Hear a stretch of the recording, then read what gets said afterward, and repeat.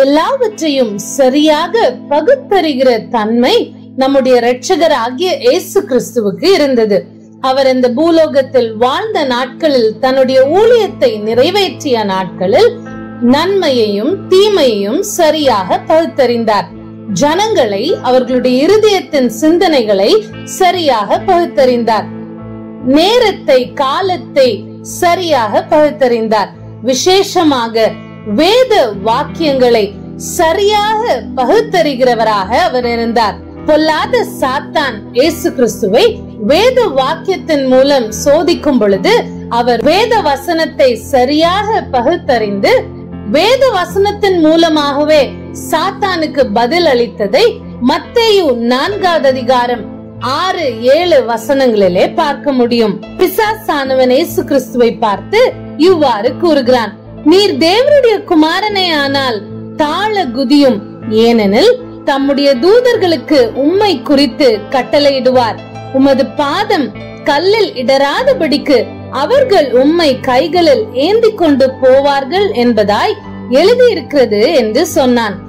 அதற்கு இயேசு, உன் தேவனாகிய கர்த்தரை பரீட்சை பாராதிருப்பாயாக என்றும் எழுதியிருக்கிறதே என்றார்.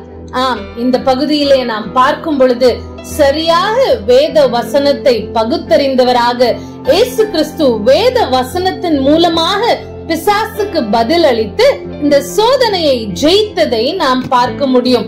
இயேசு கிறிஸ்துவின் விசுவாசிகளாகிய நாமும் வேத வசனங்களை புரட்டுவதற்கு பின்பு செல்லாதபடிக்கு சரியாக அதை பகுத்தறிந்தவர்களாக தேவ ஞானத்தோடு வேத வசனங்களை உட்கொள்ளவும் வேண்டும், பகிரவும் வேண்டும்.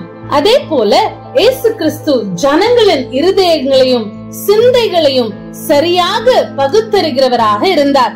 மத்தேயு 9வது அதிகாரம் 4வது வசனத்திலே பார்க்கும் பொழுது, இயேசு அவர்கள் நினைவுகளை அறிந்து, நீங்கள் உங்கள் இருதயங்களில் பொல்லாதவைகளை சிந்திக்கிறது என்ன என்று கேட்டதை நாம் பார்க்க முடியும்.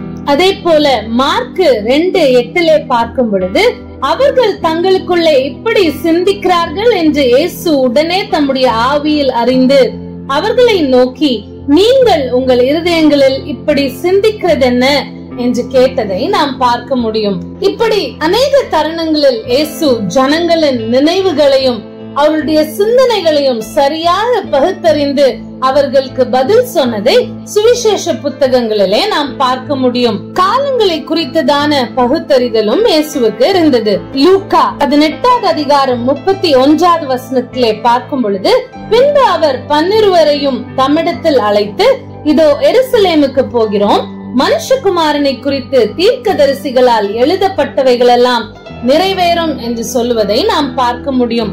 இப்படி வேத வசனங்களையும் ஜனங்களையும் நேரத்தையும் குறித்ததான சரியான பகுத்தறிதல் உள்ள இயேசு கிறிஸ்து, அவரை பின்பற்றுகிற சீஷர்களும் ஜனங்களும் கூட அவரை போல நல்ல பகுத்தறிவாளர்களாக இருக்க வேண்டும் என்று சொல்லி அநேக போதனைகளை கொடுத்திருக்கிறார். உதாரணமாக மார்க் சுவிசேஷ புத்தகம் 13வது அதிகாரம் 5, 6, 23 வசனங்களை நாம் வாசிக்கும் பொழுது, இயேசு அவர்களுக்கு பிரதியுத்தரமாக, ஒருவனும் உங்களை வஞ்சியாதபடிக்கு எச்சரிக்கையாய் இருங்கள், ஏனெனில் அநேகர் வந்து என் நாமத்தை கொண்டு நானே கிறிஸ்து என்று சொல்லி அநேகரை வஞ்சிப்பார்கள். நீங்களோ எச்சரிக்கையாயிருங்கள், இதோ எல்லாவற்றையும் முன்னதாக உங்களுக்கு அறிவித்திருக்கிறேன் என்று இயேசு கிறிஸ்து சொல்லி இருக்கிறதை நாம் காண முடியும். ஆம், இயேசு கிறிஸ்து முன்னதாக நம்மளுக்கு சொல்லி இருக்கிற காரியங்களை நாம் சரியாக தியானித்து ஒருவரும் நம்மை வஞ்சிக்க கூடாதபடிக்கு ஜனங்களை, அவருடைய எண்ணங்களை, வேத வாக்கியங்களை சரியாக பகுத்தறிந்து வாழ்வோம் என்று சொன்னால் அதுதான் தேவனுக்கேற்ற ஒரு வாழ்க்கையாய் இருக்கும். எபிரேயர் 5:14 இவ்விதமாய் சொல்லுகிறது, பலமான ஆகாரமானது நன்மை தீமை இன்னதென்று பயிற்சியினால் பகுத்தறியத்தக்கதாக முயற்சி செய்யும் ஞான திரியங்களை உடையவர்களாகிய பூரண வயதுள்ளவர்களுக்கே தகும் என்று.